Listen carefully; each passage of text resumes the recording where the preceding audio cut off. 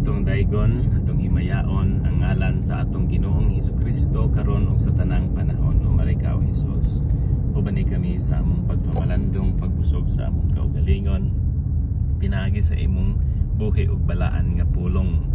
Lucas Kapitulo 10 versikulo 1. Si Jesus ming padala sa 72 ka mga tinun-an sumusunod ngadto sa nagkalain-laing dapit, in pairs, tagduha-duha sila sa mga lugar nga giplanuhan usab ni Jesus nga iyang ngadtuan.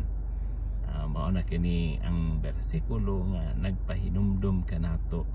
72 ra to, pero ang punto gyud ni Jesus nga kita gyung tanan gipadala pares tagduha-duha, pananglitan, ang bana ug ang asawa pares man sila, duha-duha man na sila. Mao gyud nay unang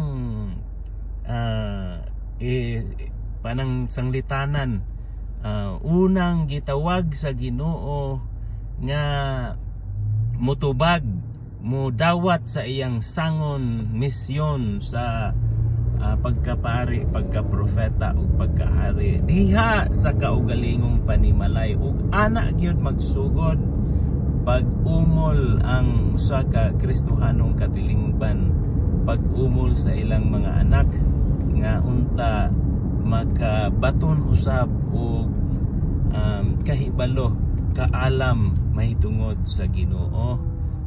Unsa may gisulti ni Jesus, di ba makita nato na ang murag order ni Jesus ba diha man magikan ang pong ordinasyon. Mao bitaw na nga ang bunyag ug ag ordinasyon usa ra gyud na unya. Order, mission, unsa may gisulti ni Jesus nga pag-ampo kamo sa mga katawhan, pag-ampo kamo sa Ginoo, alang sa mga katawhan, alang sa inyong kaugalingon. Nya pangayo kamo sa Ginoo nga dugangan ba niya og mga ngani.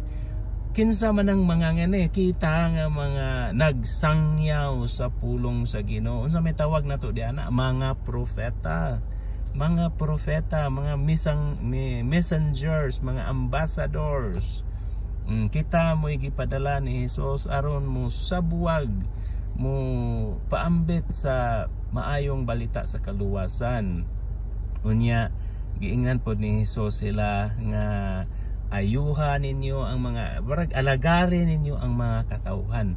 Mao to nga sa pagbalik nila daghan ka yung report ngadto kang Jesus nga malipayon nga bisan nga ni ang mga yawa naminaw na ila ning patuo nila kay giingnan pala sa papahawaan ninyo ang mga yawa. O ilag yung napapahawa ang yawa.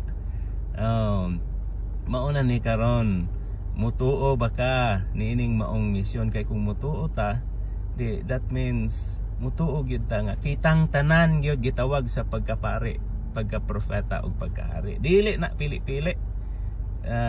Kay ang mahitabo man gud ana nga nalipay mangay mo pud ng mga tao di ana nga pili-pili. Nga ato lang man ang himuong alibay nga sila ra ng trabaho, mubayad lang ko, muhatag lang kog donasyon. Dili naman pakasayon ra ta di ana.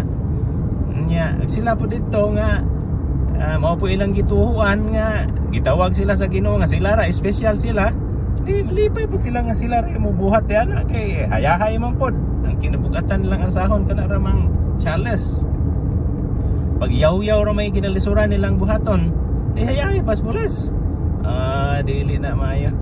Dili na mao ang plano sa Ginoo sa usa ka bunyag. Ang bunyag yun pagdawat sa sangon sa misyon nga gusto nga himuon nato kay gihimom po na ni Jesus ang pagkapari, pagkaprofeta o pagkahari. Bunyag ug ordinasyon usara na.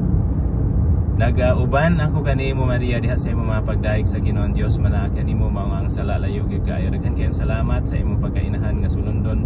Naminaw ka sa Ginoo sa tanang higayon. Santa Maria, piniling inahan sa Dios, suyam po mo ako sa kamakasalang kapos. Aron ako mandam sa akong kamatayon, buhaton ako kanunay ang Dios nung kabubuton.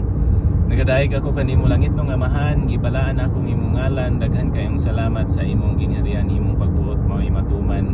Ikaw nga akong kalanon Ginoo, pasaylo ako ingon nga ako pasaylo. Daghan kay gayon salamat nga giway mo ako sa mga panulay. Buntugon ko kanunay mga kaaway kay mo man ang gingarian ng gahom kang himaya hangtod sa kahangturan. Ug manalangin unta kanato ang Dios nga mga gahom sa nga tanan, Dios nga Amahan, Dios nga Anak, Dios nga Espiritu Santo, sa ka Dios sukat pa sa sinugdan karon ug sa tanang panahon. Ug ang grasya sa Ginoong Hesukristo manaon ta kanatong tanan nga mga balaang katawhan sa Dios.